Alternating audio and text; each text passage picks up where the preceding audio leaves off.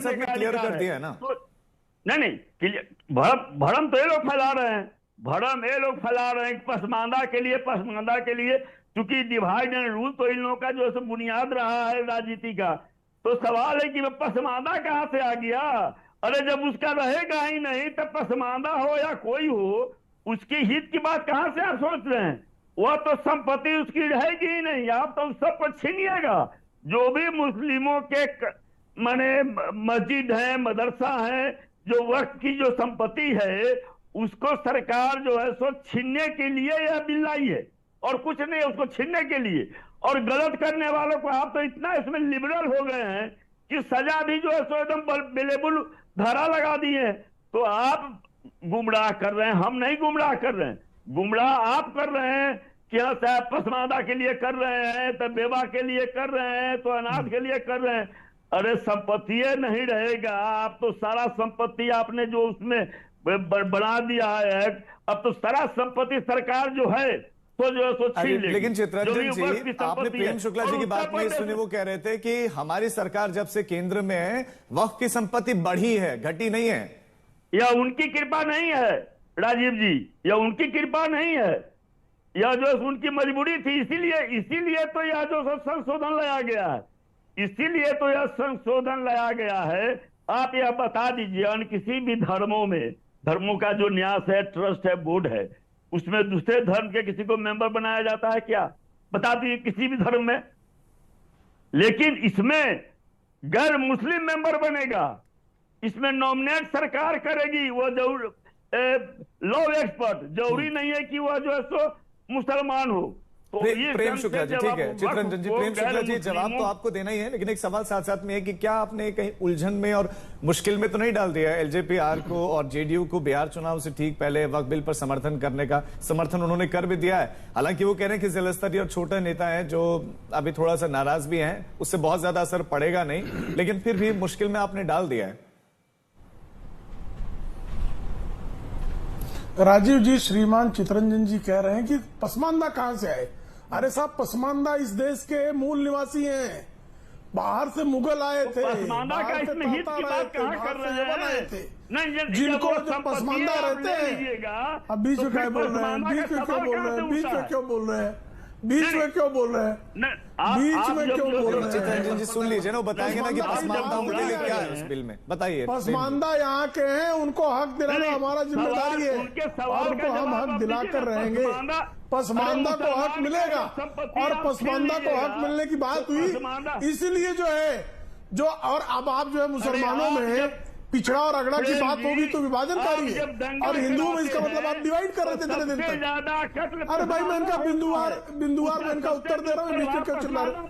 राजीव जी, चित्रंजन जी ये ठीक नहीं है। देखिए, ये परंपरा मैंने बनाई है कि बिल्कुल भी कोई जब हमारा मेहमान बोल रहा होगा दूसरा नहीं बोलेगा। चित्रंजन जी अभी आप ध्यान से सुनेंगे, मुझे फेड डाउन करना पड़ेगा। आपके मैं तो इनको सुन रहा था। प्रेम जी से सुनिए तो सही चित्रंजन जी, आपने लंबी चौड़ी बात की है ना, उन्होंने टोका नहीं, वो कितने धैर्यपूर्वक सुन रहे थे। प्रेम जी बोलिए अब। नहीं राजीव जी, देखिए आप साफ तौर पर है कि पसमानदा के मन में कितना जहर है पसमानदा। अब आप मुझे कृपा करके बताइए राजीव जी, ये कह रहे हैं जो है पसमानदा और अशरफी मुसलमानों में बंटवारा कर रहे हैं, तो साहब मुसलमानों में अगड़ा पिछड़ा की बात न की जाए, हिंदुओं में उठते ही अगड़ा पिछड़ा करते हैं, फिर ये बोलने लगे। भाई साहब, क्या समस्या है इनकी? फिर क्या बोलने लगे? राजीव जी, कैसे तरीका है ये? राजीव जी, क्या तरीका है ये? चित्रंजन जी, ये सही तरीका नहीं, नेशनल टीवी पे इस तरह से बहस राजीव जी, क्या आप उनको कुछ समय तो दे ना सुनने के लिए, आप थोड़ा सुनने का धैर्य रखे। देखिए, प्रेम जी बोले, वही डाइवर्ट अगड़ा पिछड़ा, अगर अगड़ा पिछड़ा की बात करना, फिर बता रहे फिर चिचिया रहे हैं चित्रंजन जी, आप डाइवर्ट कर देते हैं। चित्रंजन जी धैर्य से सुनिए, इतना जो है इतना आतुर होना ठीक नहीं है। नहीं, आतुर नहीं है। ये कह रहे हैं कि अगड़ा पिछड़ा मुसलमानों में बात करना, मुसलमानों में बंटवारा करना है। नहीं, मुसलमानों को बंटवारा पूछ रहे हैं, मुसलमानों में बंटवारा करना है, अगड़ा पिछड़ा की बात करना, फिर बोलने लगे भाई साहब। राजीव जी, कैसे बात करूं मुझे बताइए? आपका 3 मिनट बिगाड़ा गया, आपके टेलीविजन का 3 मिनट का एयर टाइम एकदम बर्बाद हो गया, और भी बर्बाद करना चाह रहे हैं क्या? देखिए, अगड़ा पिछड़ा की बात अगर मुसलमानों में की जाए तो डिवाइड एंड रूल है, और हिंदुओं में की जाए तो नियम है। गजब की बात करते भाई साहब, ये दो मुहापन हो चित्ररंजन जी, ये दो मुहापन आपके लिए ठीक नहीं है। ये कृपा करके जो है, आप जब जातीय जनगणना की बात करते हैं तो जातियां मुसलमानों में भी हैं, उनकी भी जनगणना होनी चाहिए, उनके पिछड़ों को भी न्याय मिलना चाहिए। वक्फ बोर्ड संशोधन के माध्यम से मुसलमानों के पिछड़ों को न्याय देना सुनिश्चित किया गया है, इस पर आपको पीड़ित होने की क्या आवश्यकता है।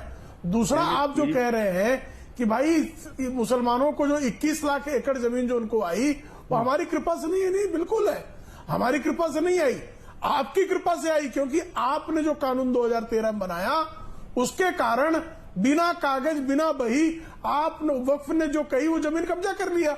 ठीक है, आपने मंदिर की जमीन कब्जा कर लिया, प्रेम जी एक सवाल है मेरा आपसे, वो ये बिहार चुनावों पर है। क्या आपको लगता है कि वक्फ बिल का, अभी बिल ही है चूंकि कानून नहीं बना है, इसका बिहार चुनाव पर असर होगा, और होगा तो क्या वो नकारात्मक होगा या सकारात्मक?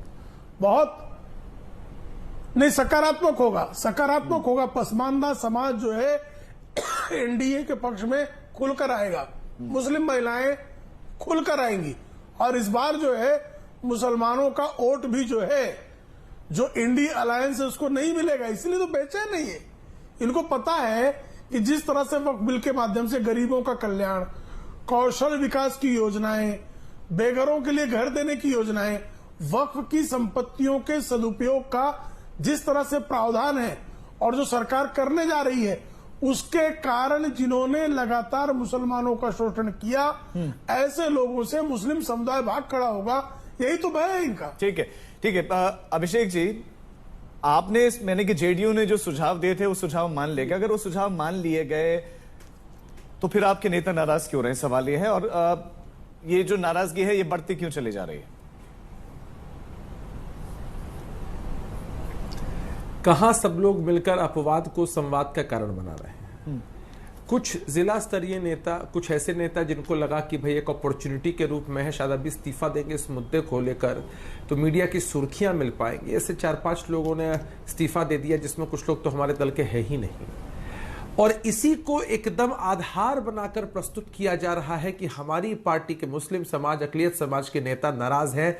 बेबुनियाद, मनगढ़ंत और गलत बात है, हम इसका खंडन करते हैं। हमारी पार्टी की अकलियत समाज के लोगों ने आज पूरी स्थिति को स्पष्ट कर दिया है कि किस मजबूती के साथ मुस्लिम समाज हमारे नेता नीतीश कुमार जी के नेतृत्व में खड़ा है। लेकिन अगर चलो मान लिया छोटे नेता, जिला स्तरीय नेता हैं, अभिषेक जी, पर तो बात ही नहीं हो रही। तो ये एलजेपी आर में भी तो हो सकता था, वहां पर भी तो उनका संगठन भी है, उनके संगठन से तो ऐसी आवाज नहीं आ रही है, ऐसी नाराजगी नहीं दिख रही है जो आप में दिख रही है जेडीयू में। मैंने वही कहा ना, मैंने वही कहा ना कि सब कुछ के बावजूद बिहार में चर्चा का केंद्र हमारी पार्टी रहती है, चर्चा के केंद्र हमारे नीतीश कुमार जी रहते हैं।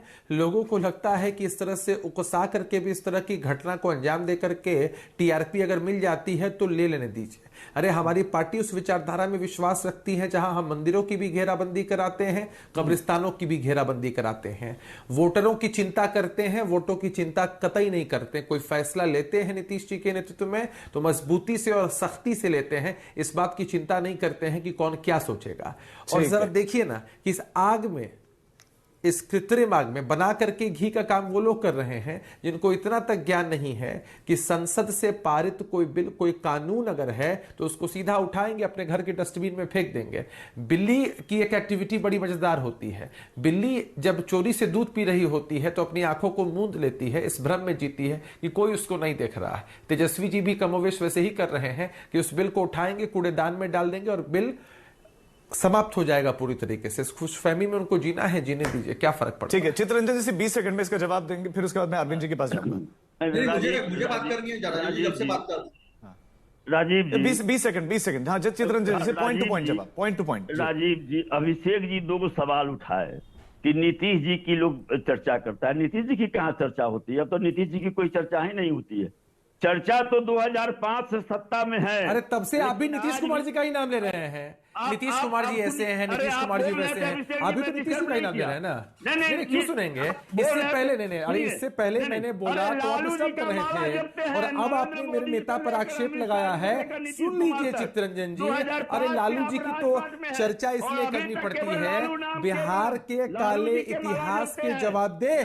लालू प्रसाद यादव हैं, बिहार के काले इतिहास के जवाब दे लालू यादव हैं, और उस कारवा को आगे बढ़ाना चाहते हैं तेजस्वी यादव। नहीं होने देंगे। तेजस्वी यादव जी को बिहार के लोग नहीं स्वीकार करेंगे। चित्तरंजन जी लगा लीजिए माइक, फाड़ लीजिए गला, कोई फर्क नहीं पड़ेगा, कोई फर्क नहीं पड़ेगा। लालू जी के किए हुए कृत्यों को हम जनता के बीच लाकर रहेंगे, हमेशा जनता के बीच लाएंगे। आप लाख कोशिश करिए, एकदम करेंगे। अरे सामने आप ही खड़े हैं ना, सामने लालू जी ही खड़े हैं ना, सामने उन्हीं की पार्टी खड़ी है ना, हम उजागर करेंगे। आपको कितना भी बुरा लगे, लगने दीजिए। किस तरह से आपने अकलियत समाज के लिए बिहार में इतना गंदा अरविंद जी को चर्चा का हिस्सा बनाते हुए, अरविंद जी वातावरण को बिगाड़ करके रखा, जो जेडीयू के भीतर से आवाज आ रही है, वो एलजेपी-आर से तो कम से कम नहीं आ रहे हैं, तो कम से कम आपकी संगठन में मतलब आपके नेता ऐसे जो है नाराज हैं नहीं, लेकिन आपको फिर भी आरोप लग रहा है कि आप आरएसएस सर्टिफाइड हो गए, आपको सर्टिफिकेट दिया जा रहा है कि बीजेपी के रंग में रंग गए एलजेपी भी। अरविंद जी देखिए, ऐसा है राजीव जी, हमें किसी के सर्टिफिकेट की जरूरत है नहीं, हमारे पास पहले ही बहुत सारे सर्टिफिकेट हैं।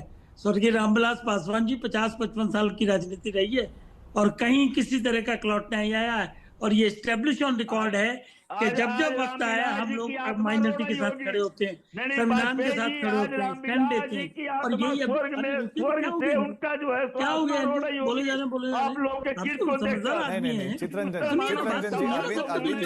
जी पॉइंट टू पॉइंट बोल रहे हैं, थोड़ा उनको सुनिए।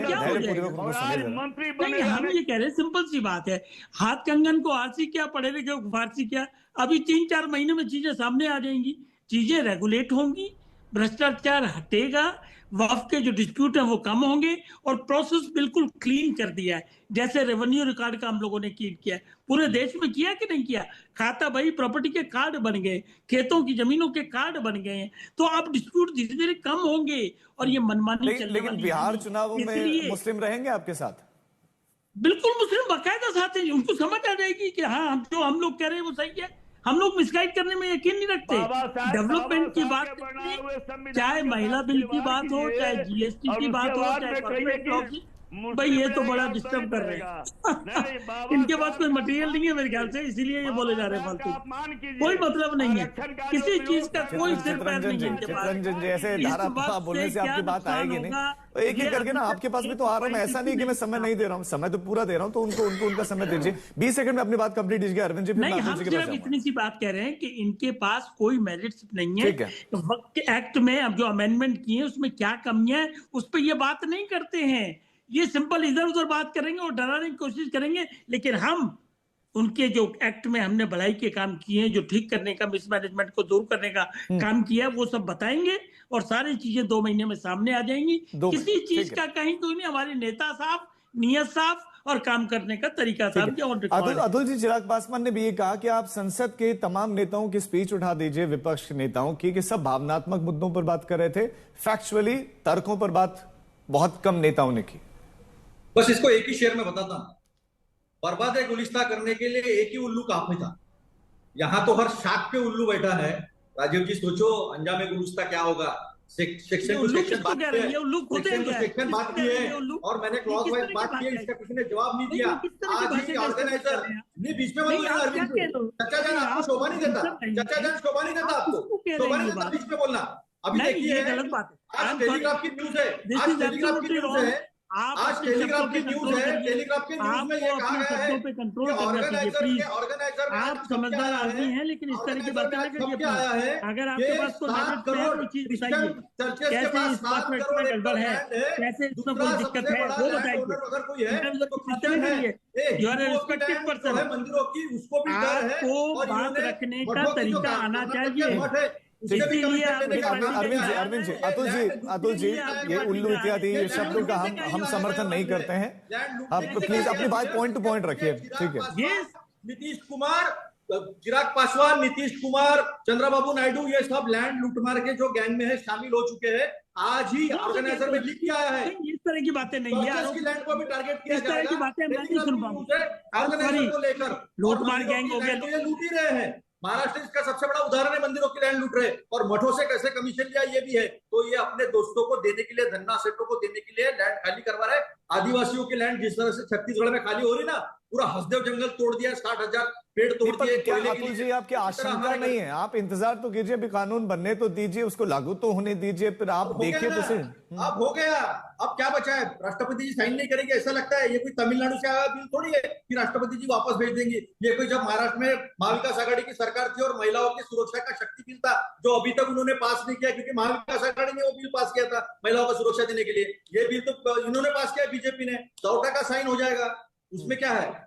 मैं तो सच्चाई सामने रख रहा हूं। ये जमीन की बात है, ये जमीन की बात है, ये डराने की बात है अल्पसंख्यकों को, और जमीन लूटने की बात है। देखो आज इनकी बारी है। आप पर आरोप लगा रहे हैं कि आप डरा कर अपने जो चुनाव आने वाले विधानसभा के राज्यों में, वहां पर आप नई संभावनाएं तलाश रहे हैं और मुस्लिम वोट बैंक कैसे और ज्यादा आपके साथ रहे, वो प्रयास कर रहे हैं।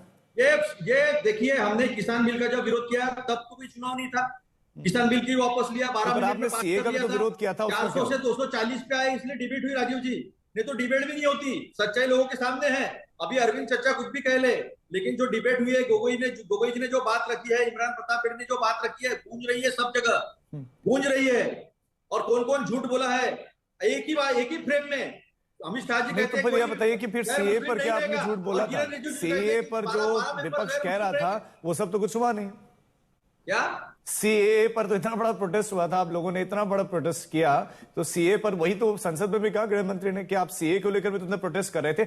आशंकाओं पर बात क्यों कर रहे हैं? जो लोग कहते थे 3 करोड़ लोग बाहरी है, फिर 1 करोड़ 40 लाख पे आ गए, फिर 70 लाख पे आ गए, फिर 39 लाख पे आ गए। प्रेम शुक्ला जी, इस समय के प्रेम शुक्ला जी, आपका रिएक्शन? जी देखिए, साफ तौर पर झूठ बोलना और झूठ को बारंबार बोलना और बाकी विपक्ष सत्ताधारी दलों के बारे में लगातार गालियां देना, उल्लू गधा गीदड़ जैसे शब्दों का प्रयोग करना। भाई उल्लू गधा गीदड़ सब जो है वो कांग्रेस के अभयारण्य में टहलते हैं। कृपा करके जो भाषा की मर्यादा रखें और एक स्वस्थ बहस की जा सकती है। सीधा प्रश्न पूछा गया कि आप उस बिल में कौन सा प्रावधान है और किस प्रावधान से जो है मुसलमानों की वक्फ की जमीन चली जाएगी। पूरे राज्यसभा में तो 13 घंटों की बहस, लोकसभा में 13 घंटों की बहस, 26 घंटे की बहस में आप याद करके बता दीजिए कि विपक्ष के किस नेता ने इस प्रावधान का जिक्र किया? कोई प्रावधान का जिक्र नहीं है। यहां वहां की बातें हैं, लेकिन किस प्रावधान से मुसलमानों से वक्फ की जमीन छीन जाएगी वो प्रावधान बता दीजिए ना, अभी बता दीजिए। 10 सेकंड लगेगा आपको, बता दीजिए, बताइए ना, एक बता दीजिए ना, अभी बता दीजिए कौन सा प्रावधान, कौन सा प्रावधान है, किस प्रावधान से चली जाएगी? आप ये बोल रहे हैं झूठ बोल रहे हैं, चिचियाने लगते हैं, इनके साथ संकट नहीं है, चिचियाने के अलावा कुछ नहीं है। बता दीजिए कौन से प्रावधान में है, बिल के किस प्रावधान में मुसलमानों के हाथों से वक्फ की जमीन चली जाएगी, अभी बता दीजिए ना। अरे भैया, आपने क्या लैंड के साथ आप सभी को रोकना पड़ रहा है। बहुत शुक्रिया, आप दंगल का हिस्सा बने, बहुत शुक्रिया। आज के लिए दंगल में बस इतना ही।